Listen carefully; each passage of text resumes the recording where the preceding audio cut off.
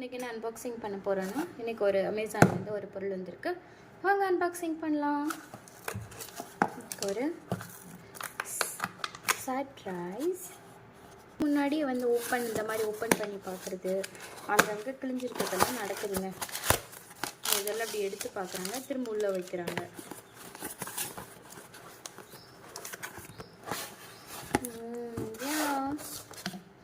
It's Yardley. ரொம்ப நாளாக வாங்கணுன்னு இருந்தேன், வாங்கிட்டேன்.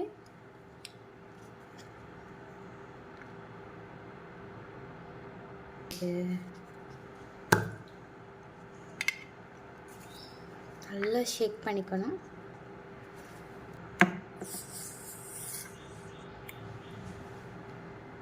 வாவ், செம்மையாக மணக்குதுங்க. நல்ல ஸ்மெல் இருக்கு.